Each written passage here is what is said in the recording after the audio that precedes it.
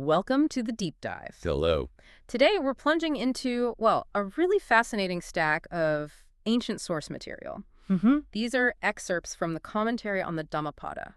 That's right. And we've got three specific stories here. They all involve the Buddha, who's called the Sattva in these texts, and his encounters with people identified as Brahmanas. Right. And our mission today really is to unpack what these particular texts mean by Brahmana. Yeah, let's set aside the usual ideas, birth, social status for a minute. Because these sources, they offer a surprisingly different take. Very different, focused on internal quality. Exactly. So we'll explore these three narratives, pull out the core definitions they're giving. Highlighting that contrast, lineage versus spiritual quality. Yeah. We'll look at the specific examples, the terms, how the commentary itself breaks them down. Okay, let's dive in. Story 1. This is linked to Dhammapada, verse 267 in the commentary. Right. So picture this. A Brahmana hears that the Sattva, the Buddha, calls his own followers Brahmana. And this guy thinks, well, hang on, I'm a Brahmana by birth, by lineage. Surely he means me too. Makes sense from his perspective. So he goes and asks. He asks the Sattva directly. And the response is, well, pretty direct too. It really is. The text quotes the Sattva saying, I do not call one a Brahmana just by birth and lineage. Wow. Okay, so right away, that traditional idea, challenged. Completely. So if it's not birth, then what is it? And the text gives the first definition. A Brahmana is someone who's attained the highest goal, uttamatha. Uttamatha, yes.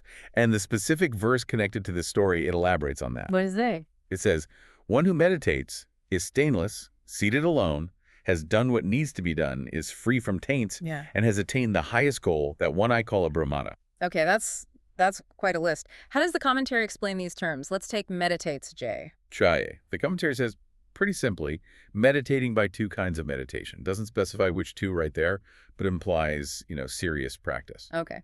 And stainless virajam. What kind of stainless? Good question. The source pins it down. Virajam means stainless, specifically from sense desire. Ah, okay. A particular kind of purity. What about seated alone, asine? Just literal. Seems like it. The commentary mentions being seated alone, specifically in the forest, suggesting maybe the kind of environment needed for this deep practice. Right, conducive to it. Yeah. Now, this one has done what needs to be done. Katakika sounds important. It is, very. The source explains katakeki means having accomplished the 16 tasks through the 4 paths. 16 tasks, 4 paths. Well, that sounds like technical language for... So the whole spiritual journey, basically. Yeah. Completing the entire path laid out in this tradition, leading to liberation. So it's not just doing something, it's having finished the job, spiritually speaking. Exactly. And then free from taints, anasava.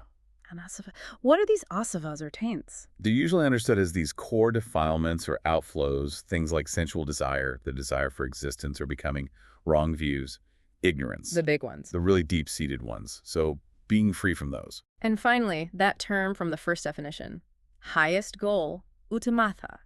The source says this is Arahantship, full enlightenment, complete liberation. So this first definition equates Brahmana with a fully liberated being, an arahant. That's the standard set here, a Yeah. massive departure from just being born into the right family. Absolutely. And what about the Brahmana who asked the question? What happened to him? The text says, after hearing this teaching, this discourse, he became established in the fruit of stream entry. Satapatafalya patihahi. So just hearing and understanding this redefinition actually set him on the path. A major insight. That's incredible. It's not just academic. The definition itself has transformative power. That seems to be the point, yes. Okay, let's look at the second story. This one's connected to Dhammapada, verse 276. It sounds kind of similar at first. It does. Another Brahmana hears. Samagatoma calls his disciples Brahmana.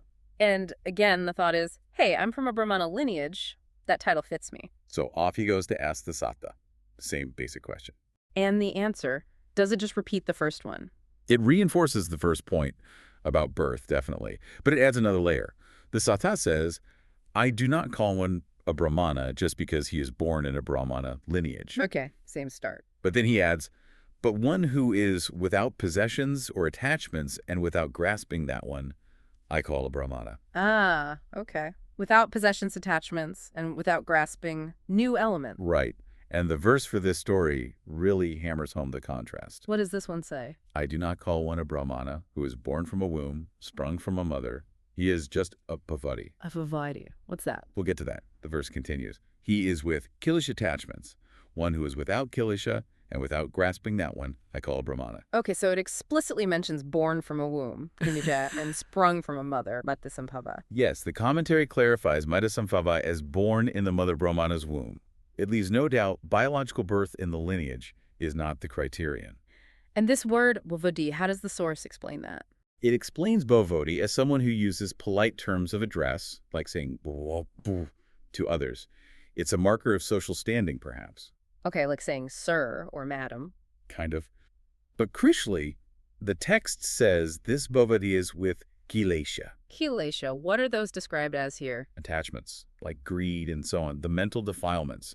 So the person clinging to birthright and social forms, they're presented as still having these defilements. Got it. So it's contrasting external politeness or status with the internal state. Precisely. The true brahmana, in contrast, is a kinikana without kilesha, without those attachments like greed. Akinikana and also anadana without grasping. How is anadana explained? Anadana is explained as being without the four kinds of grasping, the upadenas. The ipadunas, what are they? These are really fundamental ways we cling.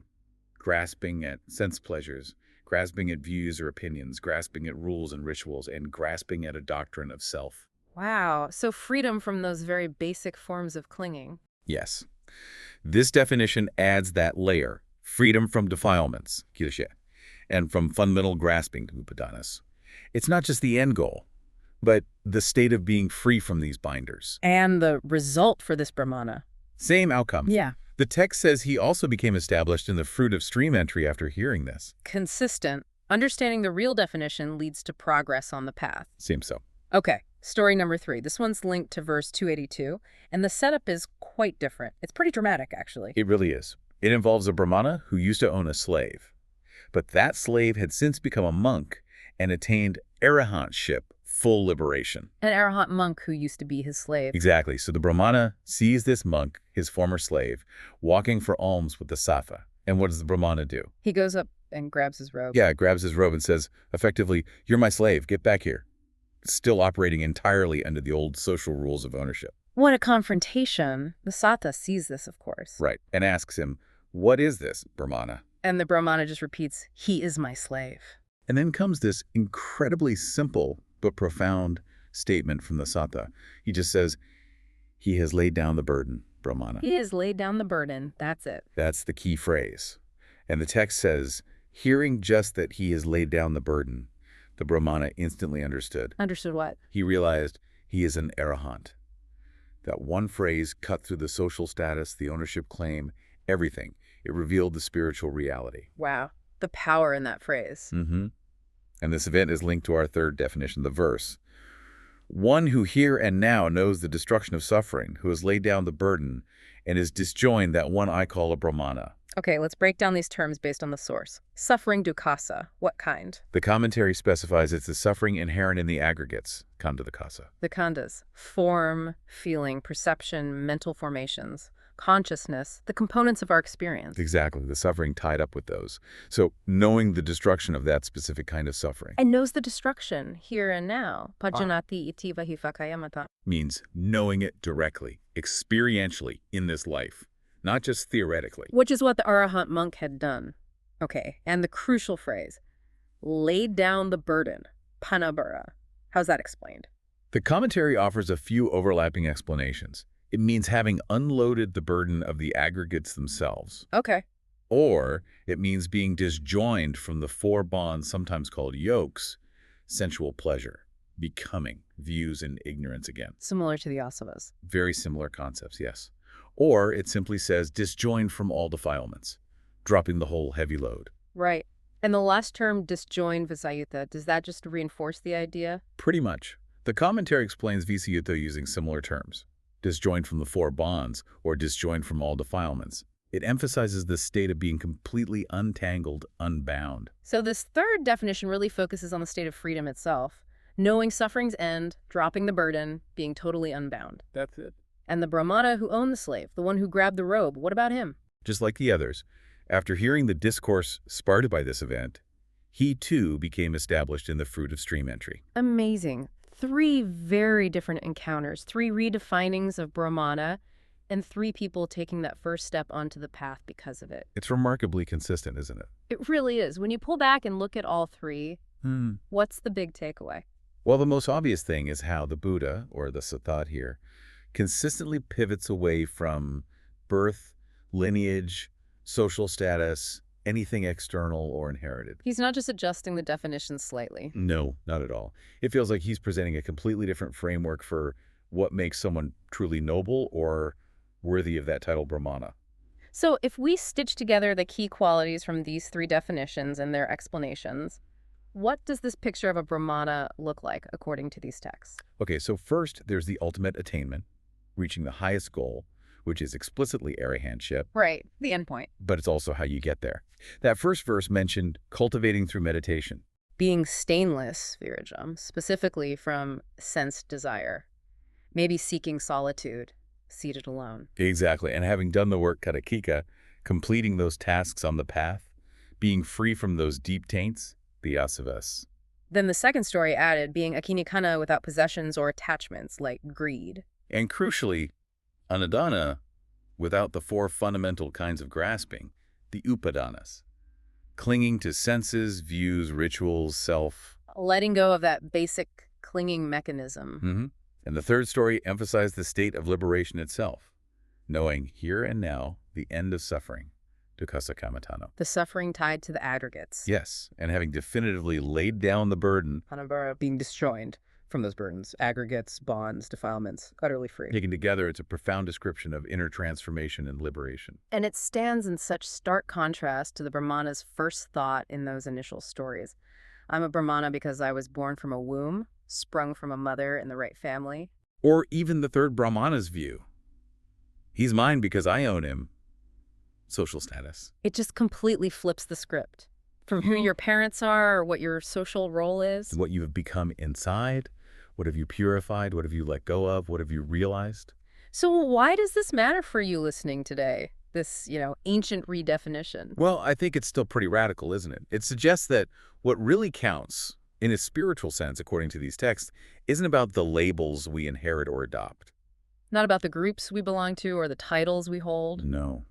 It's about our internal state, our level of freedom from suffering, from attachment, from the things that weigh us down. It focuses value entirely on the inner condition. Yeah. It's a call to look inward, maybe, rather than relying on external markers for worth. So the core insight from this deep dive seems clear. These specific Buddhist commentaries redefine Brahmana not by birth or status, but as a state of profound inner liberation. Achieved through practice, through insight, through letting go.